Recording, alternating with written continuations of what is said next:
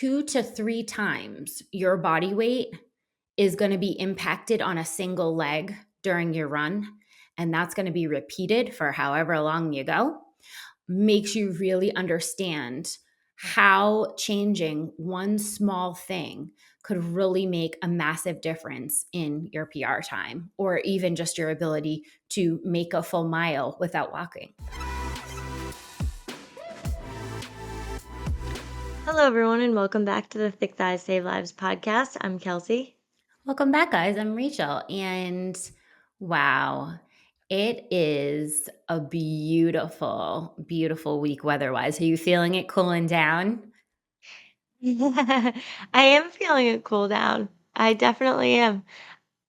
You know, when you live in Florida, it's hard to kind of like pick up on the season changes, but they're definitely here. I know. It's really also hard to shop for anything because It's really you hard to go shopping and people are like sweaters, sweaters, sweaters. And I can't think of a single time in which I would wear a sweater No, all year living in South Florida.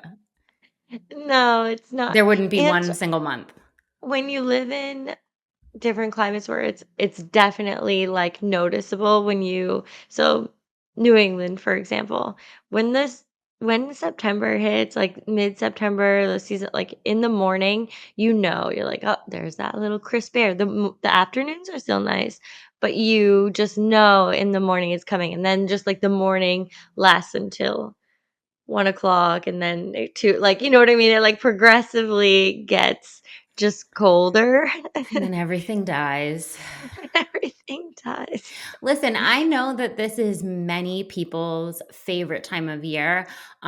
When I was living up north, I definitely had some mixed feelings about it because obviously it's beautiful in the Northeast this time of year with like the colors. But the reason that the colors are what they are is because everything's dying.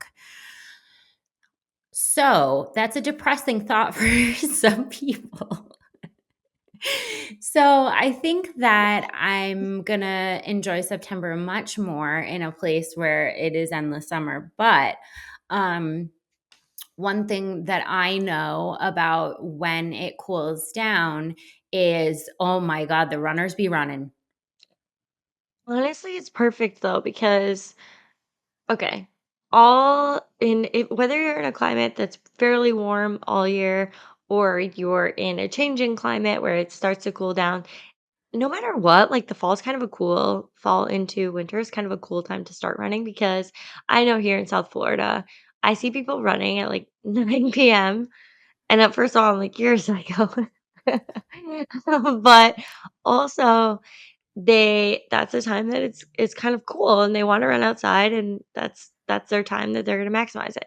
Because 'cause they're not gonna hit that 1 o'clock stride with the 90-degree heat. But, as we start to cool down a little bit, people definitely start running a bit more. If you're in some of the other, climates where it starts to cool down a little bit, you can get your runs at different times. So we are going to talk about running today and, how we can perfect some of our running technique because there definitely is a way that you can maximize your capacity for running, limit injury, maximize longevity, form, all of those things. We're going to talk about them and why runners are crazy. Just kidding. I do Something honestly wrong with your enjoy brain. I do. I know phrase. Okay, two sides of the spectrum here. I have historically liked running.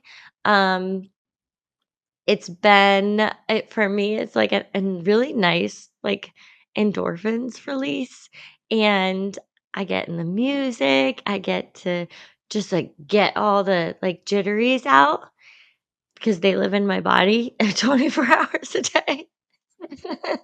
But Rachel hates running. You know, uh, first of Oh, all, has your relationship improved? no, oh God, no. Oh. No, don't let's easy, sister. Okay, not at all.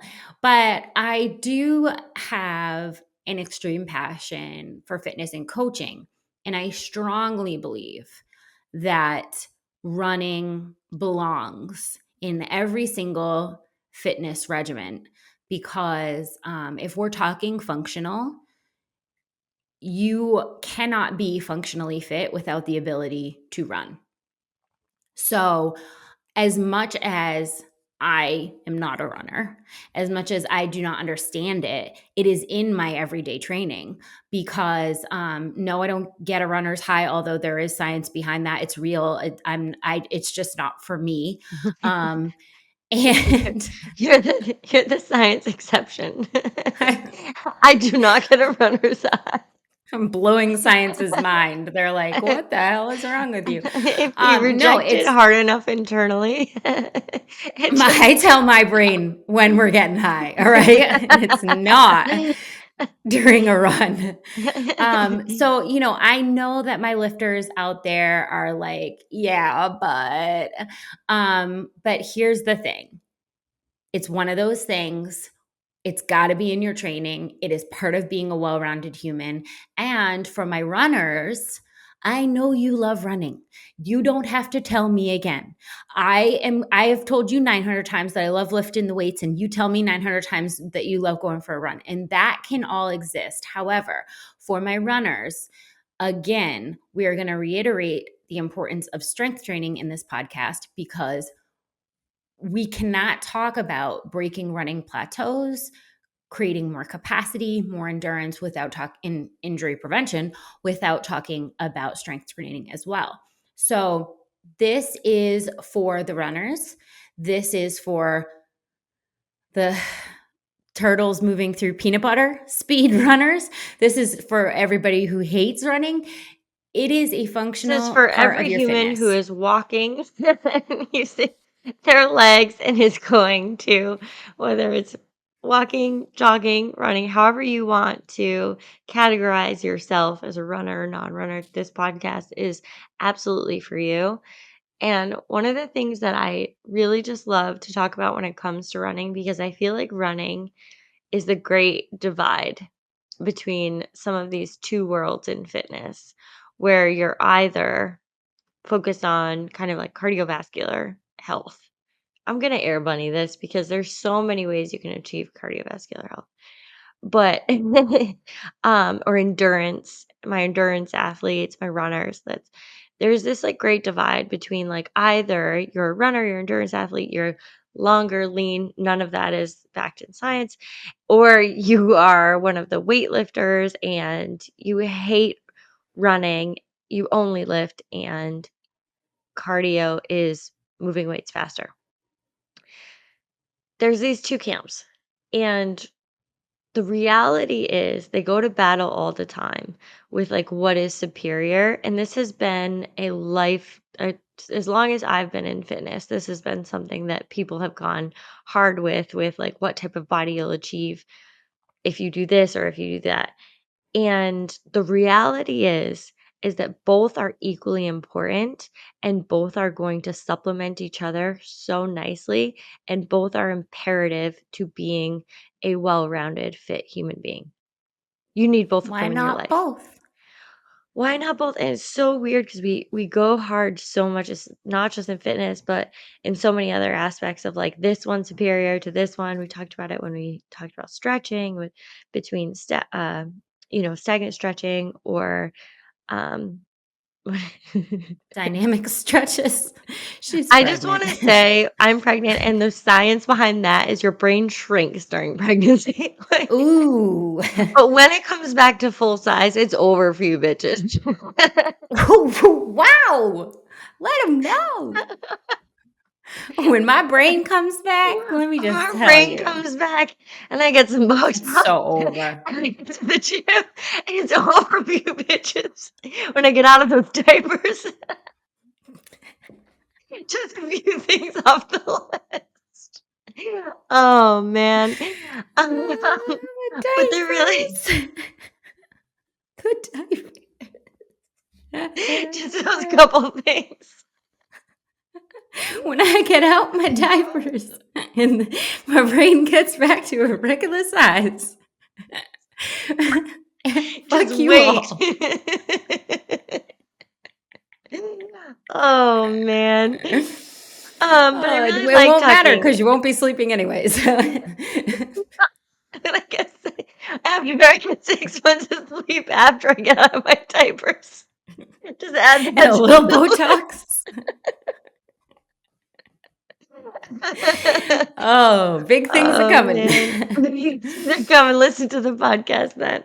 Um, but I really love talking about kind of these 2 camps because I really wanna bring them both together in the realization that to achieve, a well-rounded, healthy human, your best, like, even just, like, aesthetics, your best fitness, both of these things have to be present.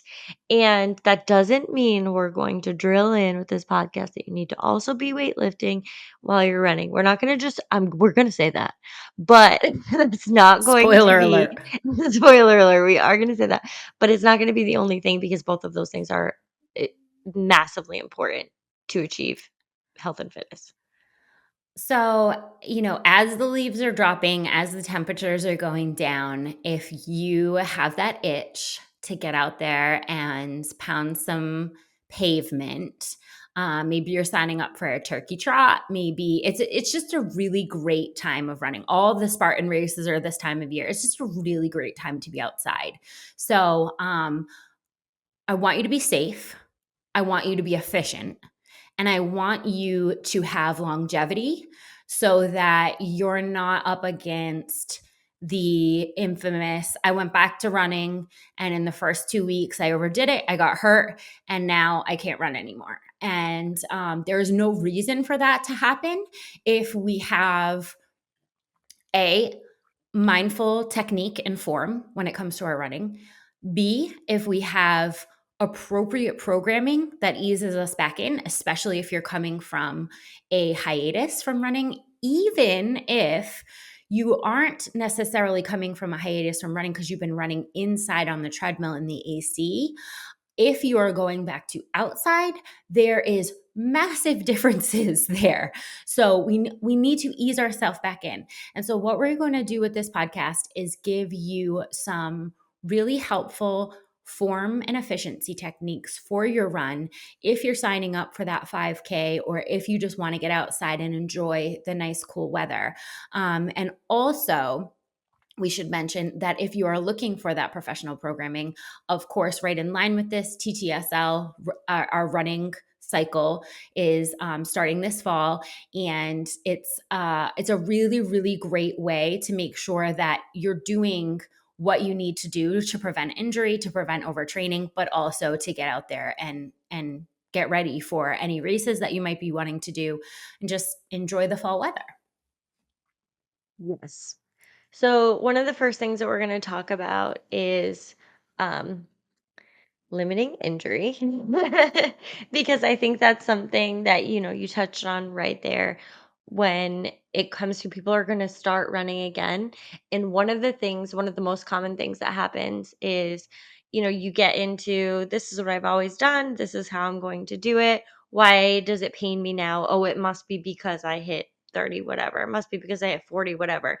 And the reality is, and we've looked at this with so many different aspects of our health, I think it was, a couple weeks ago when we talked about like different lights turning on throughout like, different stages. And then all of a sudden, like all the lights are on, you have inflammation, you have pain, you have injury. And we see this in so many different ways. Like, is it the beers or is it was it the tequila shot or the 10 beers you had first? And the thing is like, it's not just that you are going to just be in more pain as you get older. You can't do any of those things. You do have to be able to prepare and train your body to be able to withstand the amount of pressure that it's going to be under with a repetitive movement like running. When she said like pounding the pavement, like let's hear that out for exactly what it is. That's a lot of repetitive movements on our joints. If we're carrying around maybe extra body weight than we have in the past, that is putting extra strain on a lot of our joints and ligaments, knees especially, they're not trained for. What is your best prevention? What is your best absorption of shock when it comes to a repetitive movement like that? Your biggest absorbers are your muscles, prepared to handle that strain, prepared to handle that repetitive movement of basically pounding and moving your body. So limiting injury is really going to come down to a couple different things, but we are going to talk about the fact that building those muscles and having them prepared to be able to withstand that type of shock that we're going to go to is so important. So important. And, athletes often ask me if there's a wrong way to run. And I'm always hesitant with this answer because I know that people have a tendency to research something to death in order to not start it.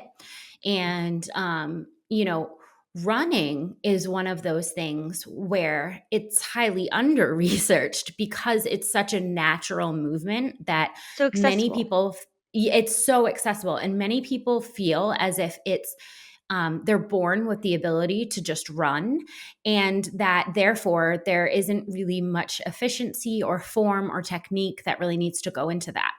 First of all, that couldn't be more wrong.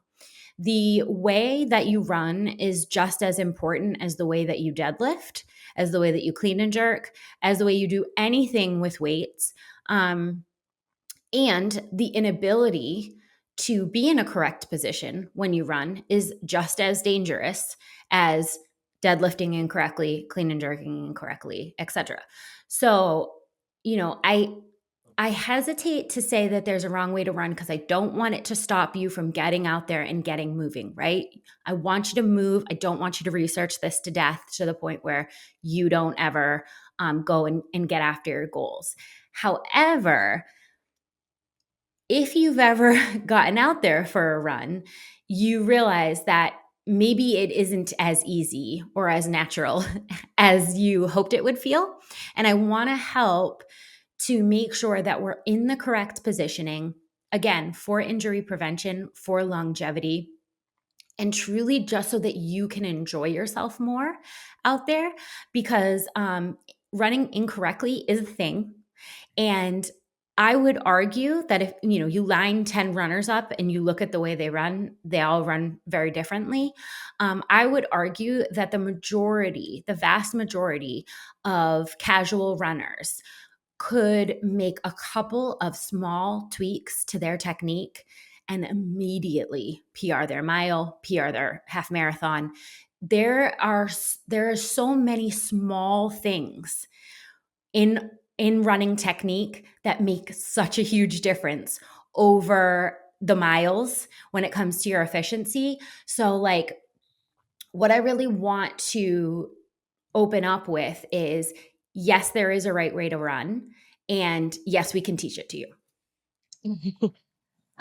Yes, we can teach it to you. This still may look a little bit different on every person, and that is completely fine. But the main point I think with running is so accessible. And a lot of people are more likely to go out and just run rather than go out and deadlift something. And we focus on a lot of technique when it comes to deadlifting. And people are so scared of weights and they're so scared of, picking up like any significant weight when it comes to deadlifting, but not so afraid to go out and run a couple miles, even though they haven't done it in months, maybe years. And again, this is not to say like don't go and do any of those things, but think about how often a day you deadlift things and probably incorrectly that are causing you pain. You're picking up things from the ground all the time. I just had this conversation with other people who are like, I can't do more than tens. I'm like, I watched the backpack you came in here with. I know you have a toddler, weighs 30 pounds. Explain that. Explain that because, like, I see you pick up that kid all the time. That kid is an uneven weight. You have dogs you're picking up. You're moving things from the ground up all the time. And we're so kind of afraid to train that in a gym setting when it comes to weights and so concerned about what the exact form is we should be deadlifting when it comes to just weights, on not just picking up your kid, but when it comes to weights. But we're not as concerned with what the running form is. And those two things are equal. They're 100% equal and prevalent in your lives. You're gonna get up, you're gonna walk somewhere, you might chase after that toddler a little bit, or your dog, or whatever, move at a quick pace because you're late and you're also want Starbucks. Or you're gonna pick things up. Both of those things are prevalent in your everyday lives. So I just want you to, as you think about running, think about it in a way of like, I'm going to listen to this podcast with an open mind as if I was receiving information to deadlift appropriately. If you don't believe me, try putting up a deadlift video on the internet and then putting up a Mm. running video. The amount of bros that will come for you on that deadlift video on the most minor detail, and then the amount of people that will come for you and say, your running efficiency, really, your technique is kind of dangerous. It doesn't even, it's not even a thing, Doesn't even but compare. they are Yeah. equally as important. So, Yeah. um, okay, so I want to start with positioning. So we're going to talk about the way that your body should be positioned when you're running and how this can massively change your power output and your efficiency. So when it comes to technique, we've got, I want to highlight three areas. First, we're going to talk about your body positioning, then we're going to talk about pulling, and then we're going to talk about falling. That's basically the running formula. If you can get those three things in line with each other, and hold it for any type of distance, which is obviously the challenge, right? The same way that like on your 20th deadlift, like you got to really focus on holding form. But it's so worth it. So, remembering that 2 to 3 times your body weight is going to be impacted on a single leg during your run, and that's going to be repeated for however long you go, makes you really understand how changing one small thing could really make a massive difference in your PR time, or even just your ability to make a full mile without walking. So let's talk about your positioning for a second. I want to think of yourself when you are mid run. What I want to see from you is one, a neutral head. So your eyes should always be on the horizon. They should not be looking up at the sky. They should not be looking down in the ground. And you really want to make sure that your head is remaining neutral. This is extremely important to keeping your center of gravity appropriate. And I know that, for anyone who has struggled keeping a neutral head, me, when it starts falling back, or starts falling forward, your run is immediately compromised and your speed is immediately compromised. So we want a neutral head. And it makes you so much more tired. Oh my God, it really does. You know, when you're like, you're getting more tired in your run, and this happens with a ton of other movements too, like you're getting more tired with your pull-ups, so your, kip or your positioning gets a little bit like looser, and you're like, I'm making this harder right now. Like, and you can really feel that. I know that I can really feel that with my head positioning, because I know, like, I'm like gasping for air, I'm pulling it back, and then I'm just like trudging along, and the tenseness that is going from my shoulders all the way down is just increased, and I'm expending more energy than I need to. So God, I'm I trying think to conserve energy. that's sort of the theme of this podcast is you're doing too much. You're expending more than you need to with poor running technique, and you could be saving vital amounts of energy and tension in your muscles to be able to go further, harder, for longer. And that is, I think, the real theme here. So your arms, okay? We're going through your general body positioning. please do not bicep run. That is, I made this list because I watched a video of myself running, and then I was like, all right, so none of that. I'm gonna, yeah, all of the So, things I'm doing, we're gonna put that on the note list. as I was looking to, this was on a personal journey. As I was looking to become a more efficient runner, I had looked at different running techniques and different runners, like back to back, the speed that they were running at. And there was one video where it showed, people running at different speeds. And the last girl was like a freaking gazelle. Like she was so fast. They're putting their miles per hour for each of these. But you could see she was so relaxed, and like that can just like you don't realize how that is like at a higher level, but as you whittle that down to yourself, you can become more efficient as you relax into what you're doing instead of keeping all of that tension. We see this with double unders as well. you know People are expending so much energy with double unders, like holding their arms out, like the face. Literally not breathing, Their face holding their even gets breath. it. Yeah, and the same thing, I see the same thing happening with running. We have some really, really tense runners. You may be listening to this podcast right now and be like, "That is 100% me. I am a tense runner, and I don't know how to relax because I start relaxing halfway through and then I just like tense up." These points that Rachel is going to go through are little ways that you can really think of your points of performance instead of just continuously telling yourself to relax. That's where I found myself. I was like, "Oh, this has worked never. It doesn't work in fights with your husband. Calm down. It doesn't Oh, I it doesn't this has hadn't thought of worked that. never. I should just relax." "Oh, really?" I hadn't thought of it.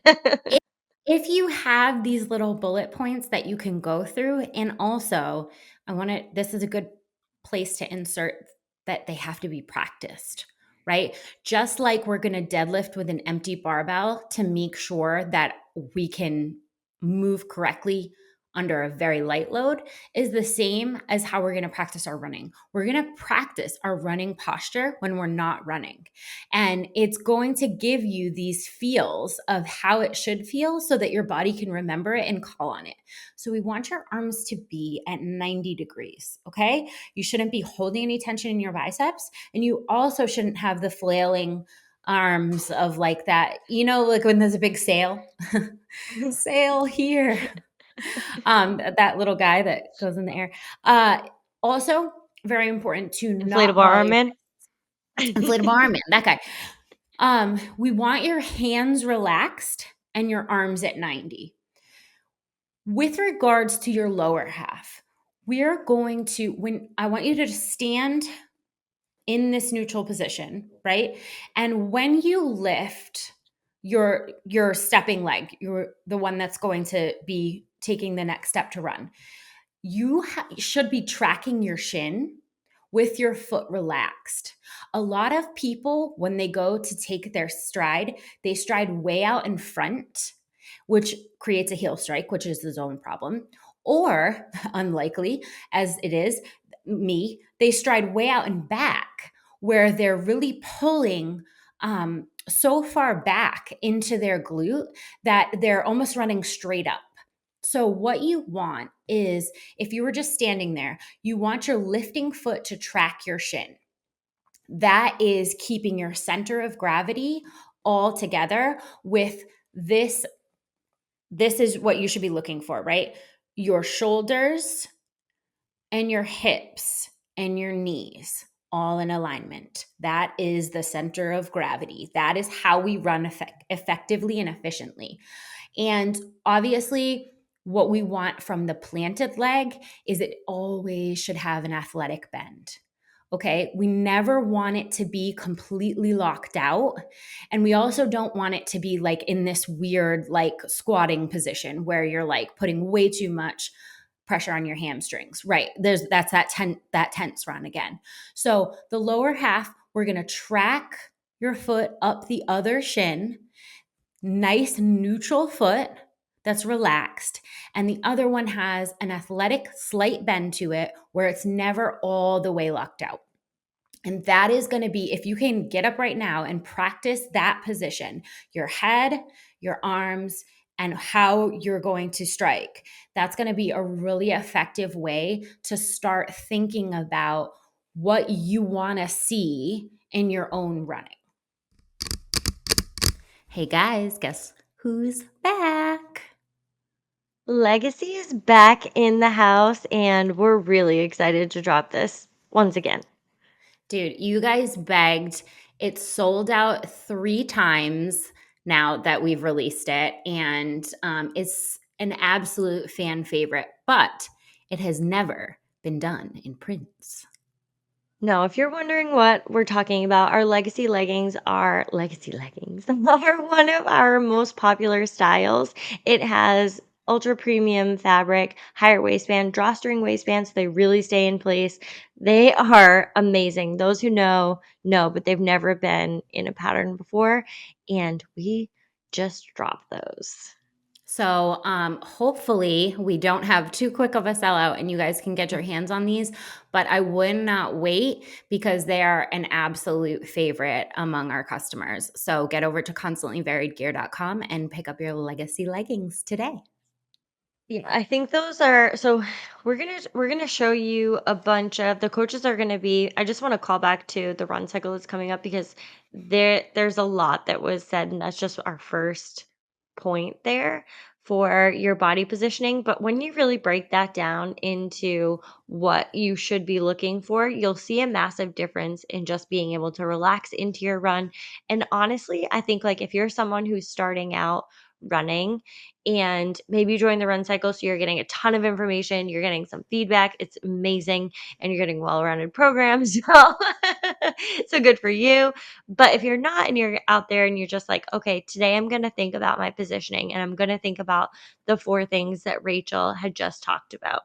Maybe you're even just going to talk about, you're even going to say, I'm going to focus on positioning today and I'm just going to focus on where my neutral head is. Where's my eyes and my rotation? Where on this run today, I'm going to focus on a neutral head. I think that's a great place for a lot of people to start. I don't want you to feel overwhelmed, but I do want you to understand how important these points are and how you can implement them on within your runs. You might even say like for the first if you're running several miles, if you're saying for the first mile, I'm going to focus on my head positioning. When I get to my second mile, I'm going to be pretty confident in my head positioning. And so I'm going to think about my arms at a 90 degrees angle. And that's going to be the second thing I think of. If you're running past 2 miles, I just don't know what to talk to you about anymore. No, I'm Are just you kidding. okay? I'm just Are you blink twice if you need help? That's what I rolled down my windows to the runners. I'm like, just wave if you need help. Why are you doing this? Are you okay? Okay, the second thing that I want to talk about once you really have focused on your positioning is the pulling. Now, what I'm referring to when I'm talking about pulling is how you're going to pull your foot off the ground. A lot of people mistakenly are pushing their foot off the ground. And basically, what that is creating is an upward momentum where, first of all, it's taking you a lot of energy to push off of concrete, and you're going in the wrong direction. We don't want to go up, we want to go forward. So rather than striking the ground and sort of pushing off the ground, and you can see runners that do this, right? They are often heavy Let's go footed see runners. runners. Mhm, Mhm. exactly. Um, what we want to do instead is we want to focus on pulling that foot up off the ground the minute that it hits full. So okay, how we're going to accomplish this is very important. Your hips are likely far too involved in your running, and that is a major strain on your energy and your efficiency.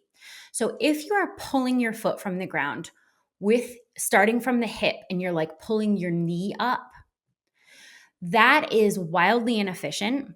And it also is not putting you in the correct lean. So, what we want to do instead is once your foot fully strikes the ground, we want to immediately pull back up using the hamstring. Okay. The hamstring is going to be like a snap. It's going to snap the foot right back up off the ground, and so that you can start your next stride. And when you are thinking about the way that your foot hits the ground, now we know there's a lot of information about the importance of the strike, how people can hurt themselves with the heel strike. I don't want to get too deep into that, but here's what I do want to say: your full foot should be striking the ground, not just your toe. We see the toe runners all the time, and that is also wildly inefficient. We want the foot to hit both heel toe at the same time, ideally, and then the hamstring will pull the foot back up, and that and leave the hip out of it, and that is going to give you a really ideal position to be able to run far and long without that major strain on your hips and glutes. Yeah, I think the pulling technique is a really important one that really ties into injury prevention when it comes to just a lot of those repetitive movements with your strike, because you're having a lot of impact on your knees and your hips when you're repetitively striking the ground. And if we're engaging the correct muscles, you could have the strongest muscles in the world, but if you're not engaging them correctly, so we talked about weightlifting, but if you're not engaging them correctly, you're not actually using them to protect the rest of your body. So when you're using your hamstring as far as that pulling motion goes, um you're giving that protection to your hips, so they're not just solely receiving all of that impact. Yeah, you listening, quad dominant athletes? Because quad dominant athletes who have knee pain during running is like, well, yeah. Yes, of course you do, right? Because you're engaging your quads way more than you engage your hamstrings. You're choosing to lift your non standing leg with your hip, pulling the knee up, and it's putting you in this like massively poor position for your strike, which is bothering your knees. So, yeah, quad dominant. Here we go with all of my lists why I'm a shit runner. Here we go. Yes, I will blame my quad dominance. Okay, last but not least, the category of falling. The best runners in the world, when you ask them, what does a good run look like? They say, falling and catching yourself in fast motion. That is really utilizing gravity for in the best case. But I think that a lot of time we spend resisting gravity and then wondering why our runs are so much more difficult than they need to be. And so when we talk about how to fall, I do this when I'm getting really tired and my head starts to tilt back and I start looking at the clouds begging for mercy. What happens is I say to myself, no, no, no, no, don't do that. Don't do that. You got to lean forward. You got to fall. And I initiate it immediately from my hips, which of course puts you completely off balance and is now just as ineffective as when you were begging the clouds for mercy. What we want is a stacked body. So, how you fall is actually initiated from your ankles. The ankles create the lean, not the hips. And that would be, I think, my number one tip. If people have gotten like the idea of like, yeah, I want to fall, I want to lean, I want that forward lean to propel me. Yes, all of that, unless you're breaking at the hips, in which case your lean is very ineffective. And it's not supporting that center mass of gravity. You always want your center mass of gravity over the support. Your legs are the support. So if you're leaning way over your legs, it's wildly inefficient. So here's what happens when it comes to just connecting all three of these points. So a lot of people who have not properly controlled their head positioning, but they're leaning, they are doing exactly Rachel talked about, they have this like kind of like bobblehead that's going back and forth, and sometimes it's leaning back, but they're also falling at the same time because they're propelling themselves forward. Think about what that does to your center of gravity and where that strain ends up. This is for my people with a lot of lower back pain when you're running, because I mean, think about it. You're propelling forward, you're moving forward, your lower half of your body is moving forward, but you're not controlling the upper half of your body, or you're leaning back a little bit more. And now you have that like rounded, for the people who have that like rounded back, it kind of sticks out a little bit. Like you kind of are sticking your butt out a little bit. So you have that rounded back, and now you're impacting that. That's the center of your body that is under absolutely no core control. It has things going in 2 different directions on a seesaw around it, and now you're impacting. Oh, what a good way to describe it.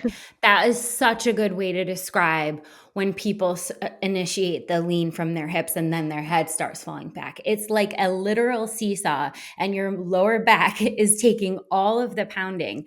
And what happens when you stack is that we can create equal amounts of resistance throughout all, we can like shoulders, hips, knees. All of those are generating power, but they're also taking impact in a straight line so we can even it out rather than that massive forward lean that's just all pounding on the lower back. And it really kills you. And like, when you're getting into those longer races, is just absolutely murdering your efficiency, your late mile times, all of the things that will help you to PR some of those races where you might be plateaued. These are really like things you can put immediately into effect, but you got to drill them. So yeah, I want you to identify yourself. If you're a head bobber, right? The run gets tough and all of a sudden your head is no longer attached. It's like going I all love those around. It's I love that's those me. people. You Um see them immediately. They do it in other things too, like on the rower, it's like, "Rah!" Like, "What's happening with your head?" they just have decided they have no more energy for their head. Like In the their head's head, being it's like sacrificed. turn into a newborn, it's just like flopping all around. I'm like, "What the hell?" I have to sacrifice something here, and it's going to be my brain. That's it. This thing's off the chain. No, but I mean, honestly, if you knew that you were making it harder by doing that, I think that you would, you know, maybe rethink that. If you are part of the "what do I do with my arms" crew, you know, if you're if you get to flapping at a certain point in your run, if you're really tense in your certain point of your run. Also, a lot of people ask me about how involved their arm should be. Like, should I really be pumping? Like, think of pumping as stealing tension from where it actually needs to be. Okay. No. Yes, in sprints, okay, we're not talking about like the 100-meter dash here. Okay. Yes, you would be pumping in a shorter race, but most people are running like, a mile or more in any given time. Or even if you're doing a workout that calls for like a 400, it's not an all out sprint, right? Well, I don't know. For Kelsey, maybe, but not for me. So there's no reason that your arm should have any tension or be actively like pumping. They just need to be there. They just need to be there, that your hands need to be loose and relaxed. And they just need to move naturally with your movement. They're only there to create a center of gravity that's stacked. Other than that, they are not like an active part of the run. They're just a balancing kind of mechanism. Um, and It's an opposite thing though, because like sometimes you can see people who they want their arms like really involved, like they're pumping away, and some people are like, they're not part of me. Like two extremes. who are these arms They that are keep following me since part of mile me. 5? They've been behind me. And it's like one of those really important things where you just kind of think about like, where are my shoulders? How are they stacked? And all of this is really going to work together from your head to your toe. It really does. Like it's all gonna work together. And if we can start to stack it a little bit better, I guarantee you'll find yourself in less pain. This is obviously something I've noticed recently too, running as my center of gravity has changed. I've needed to adjust my form when I'm running. And like I first started noticing it where I was just kind of like, then I was trying to adjust by leaning backwards, and that was causing some strain, in my hip flexors actually. And I was like, what's happening? My center of gravity has changed. I need to adjust my running to be able to find that stack position so I can get into a more comfortable position to where I'm not leaning too far forward, or I'm not trying to counteract my off balance by leaning backwards, and then I'm putting that stress on my lower back because I'm like, well, I have to hold myself up because this belly's so heavy. Like that's not it either. It really all has to work together so that you're not putting any specific body part under so much extra strain. So true. And I think a lot of people can relate to like they feel like if they have like a larger chest or a larger stomach, Yes. they feel like this is screwing up their center of gravity. But if you really just think all the time about shoulders, hips, knees, it will force you into a good position to then lean initiated by your ankles. And as long as the lean is initiated in your ankles, you will be able to keep that nice stacked position. It's when you start breaking at the hips that we see people getting off balance. And it sounds like that's what you were trying to do. But with the lean is just break at your hips. It can go either direction. But if the 'Cause if hips are you don't let broken, go, you're out of time. why am I why am I Exactly. leaning so much? But, like, a lot of people who have stepped away from running, like, you might be in a different position, you go back to what you've always done, right? This has been, a shorter amount of time with the extreme changes, right? So, it was, like, front and center for me personally, but for a lot of us who have taken a step back or away from running and have come back with, like, just a different body, like, your body's constantly changing, we're all going through different seasons. You might not notice such a drastic difference in where your center of gravity is or how you're carrying yourself. Like it may not even be a difference of weight. It may be a difference of this is where my mobility is. I sat at a desk for a longer period of time. My hip flexors are tight. Now I'm kind of pulling forward. My lower back's a little bit weak. I'm on my chest. I'm trying to hold it up. Now I'm putting pressure on my lower back. There's so many different ways that this same thing can happen to you that can cause your posture to be much different when you return to running. And it's really important to take inventory of your body head to toe and figure out how you can stack with the body that you are currently in and how you can make some of those adjustments. So, one of the things that we have talked about and we want to just like dive in a little bit more are some faults that are killing your running times, ability, making running harder or longer, and just identifying yourself. Rachel talked about bobblehead, the person who his head is just not attached to their bodies. We talked about what to do with my arms. Person that is just like this is not attached to the rest of my body is running. But we haven't talked about the run more mentality. And this I think is a lot of people who are currently runners. And the idea to get better at running is to just run more and run more miles, just do the thing until you break. Like, Hmm.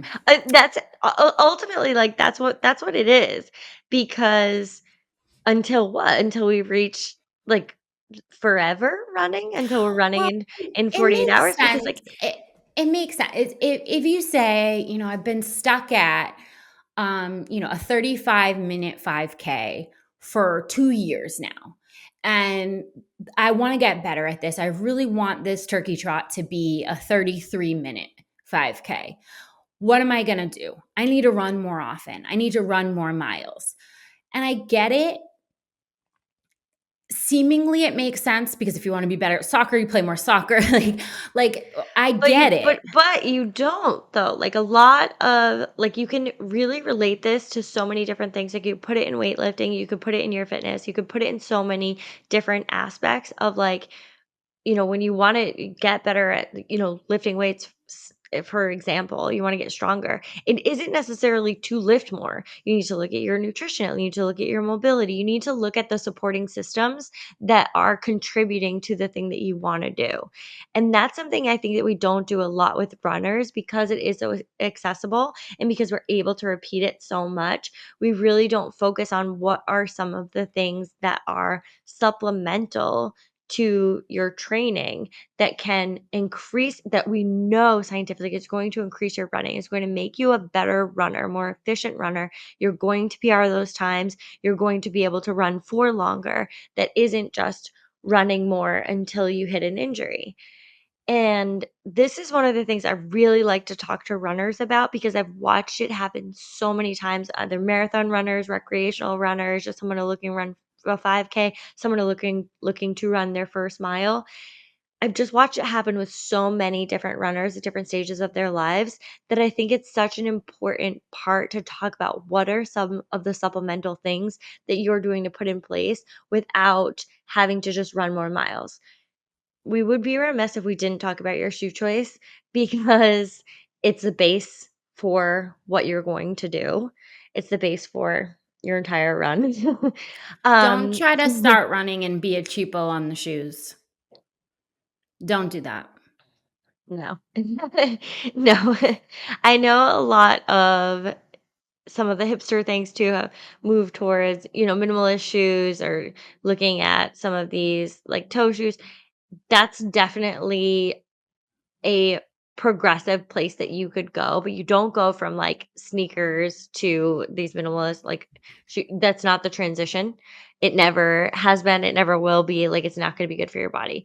So definitely look at the shoe choice that you have and make sure it's appropriate. In my opinion, runners you can have whatever. In my opinion, your shoes for running need to be appropriate for running, for the activity that you're doing, and those flat type of shoes or like heavier shoes, those are for weightlifting. Like it just, you don't have the same thing for everything. It just is not like for maximizing what you're doing, there's a reason why there is running shoes. Absolutely. I just want to, highlight that we're not just taking any old sneakers and taking them out for a 5K. That's just a way to get injured. It's just a way to have aches and pains that are not necessary. You need to replace your sneakers. I mean, runners know this, but I think recreational runners are a little bit less keen to it. You need to replace your sneakers and you need to be replacing them, as often as the miles you're putting in. So don't be running in your old dirty sneaks. They Converse. ain't it. Yeah. They ain't it, sis. All right. So we're going to be strength training because all of the positioning techniques that we've talked about on this podcast require muscle recruitment. So you cannot keep a stacked, nice core without having some sort of development of your muscles in your core. You cannot think about using your hamstrings in a way to rapidly pull your foot off of the ground if your hamstrings are underdeveloped. We can't do any of this without an appropriate amount of strength training. Runners, I know you like to run. We get it. But if you like running, then you must lift them weights. Okay. You cannot do one without the other. And I do not want to see you saying, look at me with my 5-pound weights. I'm lifting weights for my strength training. If your handbag weighs more than the weights that you're strength training with, that we are not strength training. Okay. It doesn't have to be 1,000,000 reps with light weights. It also doesn't have to be 2 reps with the heaviest weight you can possibly do. We're going to constantly vary that to build muscle, and we're going to be better runners because of it. I just don't want you to sell yourself short in thinking I'm an endurance athlete, so I need to use 5-pound weights and do 10,000 reps. And I also don't want you to sell yourself short in thinking I'm a runner, so my strength work is squats. Remember all of the technique work that I told you about that involved shoulders, arms, midline, low back. Like, we need total body strength work. Okay. You cannot just squat all day and say, this is how I'm going to get better at my running, because a significant part of your efficiency is going to come from your upper back and your midline.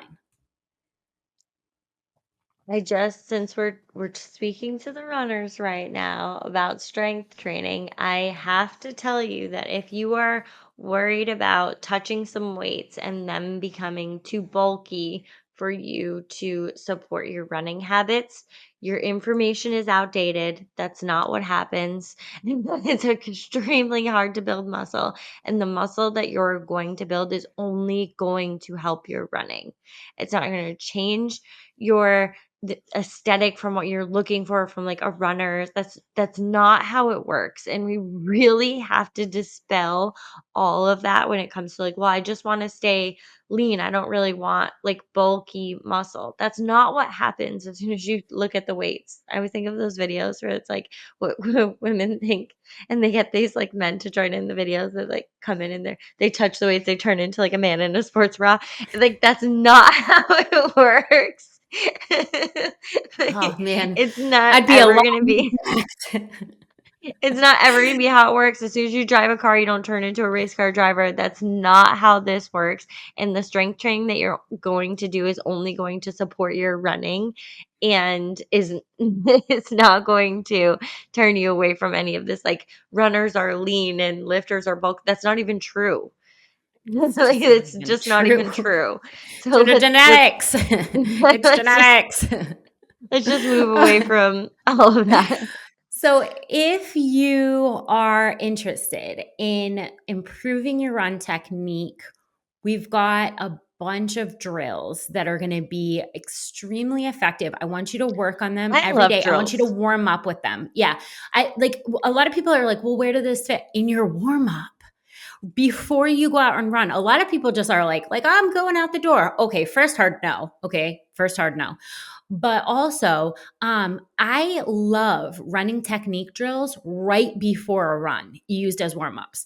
We've got tons of running drills, technique work, amazing coaches. And of course, if you are a runner and you're not sure how to fit strength training in, professional strength training that is done by experienced coaches.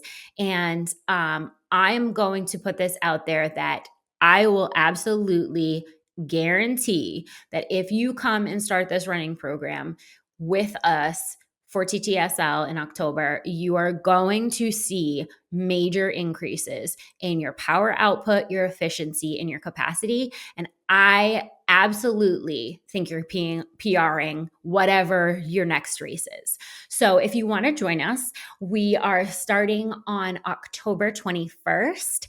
It's going to be a 6-week cycle, and it's going to be beautiful to get out there and run in that crisp air and just like leaves are falling. And it feels really good to be outside this time of year. So if you're doing a turkey trot, join us. If you just want to get out and enjoy the air, join us, because this is the formula. This is the formula to become a better runner. Yeah, I'm really excited for you guys, for everyone to start the running cycle. I'll be joining in on the running cycle as well. And honestly, I said it, but like I love drills.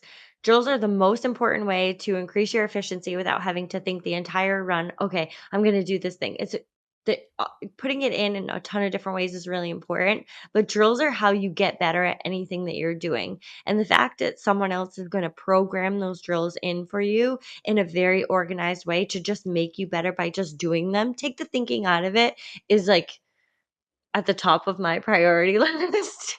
I want to get better at a thing. I want someone who is really good at it already to tell me exactly what to do, and I'll do the thing. Like, I'll go right down on the list. So putting in these drills are so important and so mindless for you to just put into your programming all the time and make you better at running, and just being a well-rounded athlete. So let's enjoy this fall weather and get in on the running cycle.